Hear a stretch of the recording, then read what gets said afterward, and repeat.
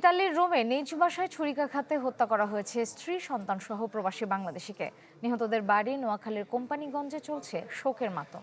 সেখান থেকে আরো খবর জানাতে যুক্ত হচ্ছেন সহকর্মী হাসিব আল আমিন। যাচ্ছি তার কাছে। হাসিব, কি পরিস্থিতি সেই বাড়িতে? শ্রেয়া, রোম প্রবাসী ইতালি প্রবাসী যে কামাল মারা গিয়েছেন, আমি এখন তার বাড়িতে অবস্থান করছি। এখানে শোকের মাতম চলছে। তার পরিবারের সাথে দেখা করার জন্য তাদের যে স্বজন রয়েছে তারা আসছেন। তার বাবা কান্না করছেন, বলছেন ৫ সন্তান, তাদের কন্যা সন্তান ছিল আর একমাত্র ছেলে ছিলেন কামাল। তার মৃত্যুতে তারা সবাই ভেঙে পড়েছেন। এলাকাবাসী এই বাড়িতে ভিড় করছেন। আমি যদি আপনাকে একটু দেখাই, মূলত এই জায়গায় সবসময় যিনি মারা গিয়েছেন ইতালিতে কামাল, তিনি আসতেন, বাড়ির মানুষের সাথে মিশতেন, মানুষের সাথে কথা বলতেন এবং সবার সাথে তার একটা সুসম্পর্ক ছিল। তিনি স্ত্রী এবং তার একটা কন্যা সন্তান এবং ছেলে সন্তান নিয়ে রোমে থাকতেন। তিনি এক সুপার শপে চাকরি করতেন। তার সুপার শপ ছিল।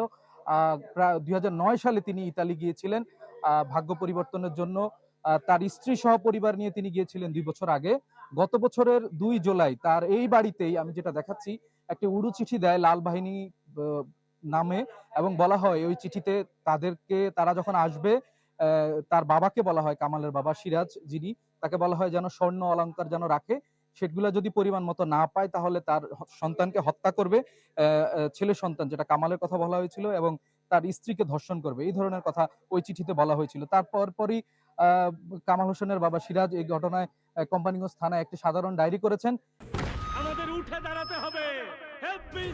স্পিড, সকল অন্যায়ের বিরুদ্ধে রুখে দাঁড়ানোর এনার্জি পার্টনার। এবং তার সেই ঘটনার ১ বছর যেতে না যেতেই এই ধরনের একটা দুর্ঘটনাকে তারা অনেকে এটার সাথে সূত্র মিলাতে চাচ্ছেন। তবে এলাকাবাসী বলছেন যে কামালের মতো ছেলেই হয় না, সে অনেক মিশুক এবং আন্তরিক।